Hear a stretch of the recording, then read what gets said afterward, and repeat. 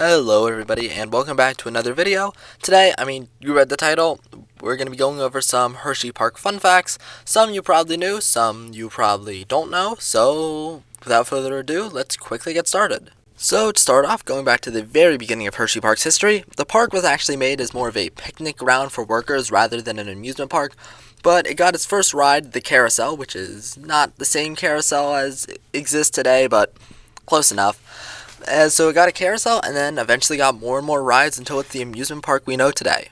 And over the entirety of Hersheypark's history, there have been 142 different rides that have been made. Currently, though, only about half of that 142 still remain at the park today. Also, if you're curious, some of the more famous defunct rides Hersheypark has include the two older Wildcats, of course one being the first coach of the park on and one just having been closed the other year, and the giant Ferris wheels that used to be at the front of the park. But not all of Hersheypark's defunct rides are well known.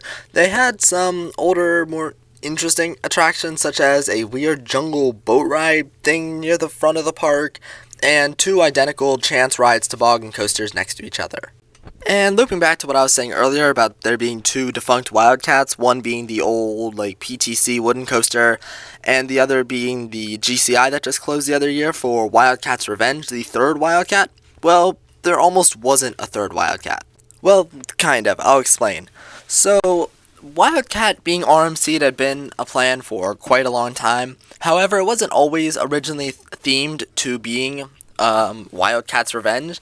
It actually originally was going to kind of have a play on words with Wildcat and instead be themed to Kit Kat duos. Since they were going with the chocolate theme, I guess. I don't know. One of the tracks was going to be one color and the other being a different color. It was a very interesting plan, but thankfully, due to the relative commercial failure of the products, this never happened. And as much as I hate Wildcat's Revenge's name and theme, it's better than Kit Kat duos. Also, on the topic of Kit Kats, a lot of people probably know about the Hersheypark walk-around characters. You've got the Hershey bar, the Kiss, the Reese's, and even some more obscure ones like the Milk Duds one. There actually isn't a Kit Kat one. That may seem kind of random, why not? It's one of their most popular chocolates, but it's actually a pretty simple reason why. If you're not aware, in Europe, Kit Kats are actually produced by Nestle, and due to some copyright issues or something like that, they can't actually use the Kit Kat bar in the park, despite the fact that it's in the US. So moving on to the next topic, I'm going to talk about the interesting history of Hersheypark Halloween events. So obviously, recently we've had Hersheypark Dark Nights, which is a pretty cool, haunted walkthrough event, and it's decently scary and pretty good. But before that was Hersheypark in the Dark, which had existed since the 80s, I believe.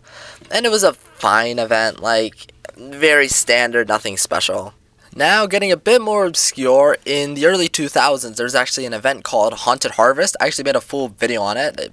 It's a very interesting event, and it closed after 1 year and really hasn't had too much impact in the park's history. But it's an interesting little tidbit. But even longer before that, in the early years of Hersheypark in the Dark, there's actually an event called Hershey's Haunted Halloween. The event was fairly small, smaller than even Haunted Harvest, and only ran for 1 year in the late 70s, and as far as I'm aware, no pictures of it actually exist. But from testimonials I've heard of it, it seems it was almost sort of mascot horror-y. I don't think it was a very high-budget haunted house. But it pretty much featured the old creepy 70s costumes just walking around in a building scaring people. That's it. It's a weird phase of Hersheypark's existence. Next up, I'll be speaking on some facts about the Reese's Extreme Cup Challenge, now Reese's Cup Fusion. And starting with the reason Reese's Extreme Cup Challenge even closed to begin with. Well, yes, one of the primary motivating factors for closing that ride was just the fact that it was very outdated, even though it had only been opened for just over a decade. The real trigger was a lawsuit Hersheypark faced due to this. Yeah, right before Hershey announced that it was closing, they actually received a cease and desist from Paul Oakenfold. You may be wondering, who is Paul Oakenfold? Well, Paul Oakenfold is a British remix music guy or something like that, and arguably his most popular song is Ready, Steady, Go. It's been used in a handful of movies, and if you remember, it was actually used in the queue line of Reese's Extreme Cup Challenge. The problem is Hershey never actually received permission to use this, so yeah, I guess he found out, or the record company found out or something, and then sued Hershey. Hershey then quickly closed the ride and replaced it with Reese's Cup Fusion.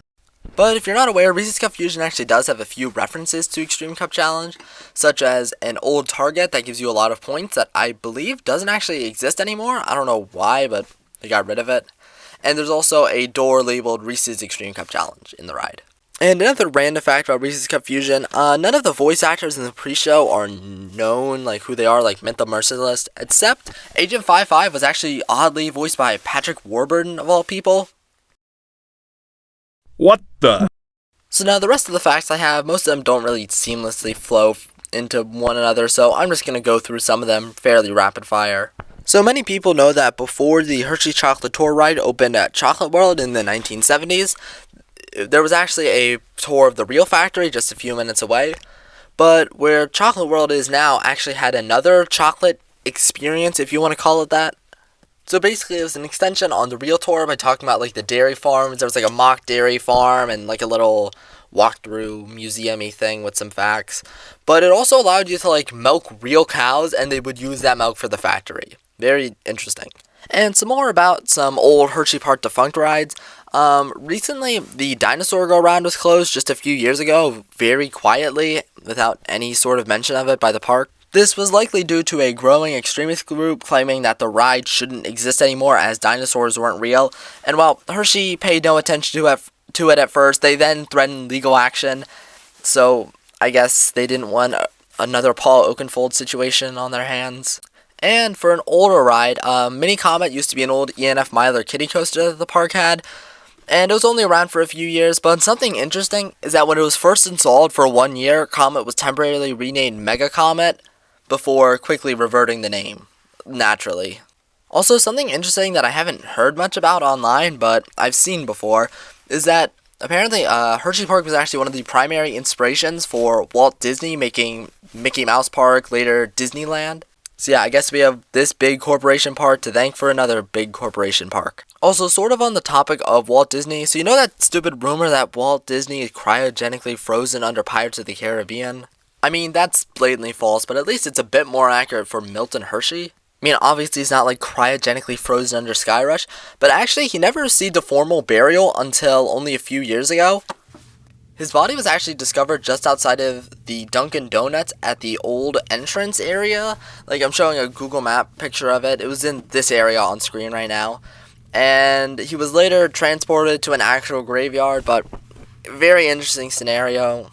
Yeah, that's about most of the cool facts I could find, but I do have a handful of more that are just more blunders by the park. So, according to park officials, from what I've read, apparently Super Duper Looper and Laugh Track were both spelling errors by the park. I don't know what's up with that. Not a ton more than that is known, but yeah, it's interesting. And remember a few years ago when Jolly Rancher Remix and Mixed Flavored by Jolly Rancher were open? Yeah, very similar names, but the website thought so too, because to this day, the names of both of those rides are mixed up on the park's official website. When you click on both of them, it works fine, shows the right name, but yeah, great job. And that leads me into the final fact I have for this video, and that is that Sky Rush, according to some original plans submitted to the township by the park, was going to be a more traditional wing coaster actually made by B&M, but then they accidentally somehow contacted the wrong company, and then Intamin just sort of ran with it, so now we have Sky Rush. Yeah, that brings us to the conclusion of this video. And those are some interesting Hersheypark fun facts I found. I bet there's plenty more that I didn't mention. If you want to share any in the comments or have any opinions, make sure to leave it down below. And I really hope you learned something in this video, because you really shouldn't have. Check the upload date. That's all. Bye.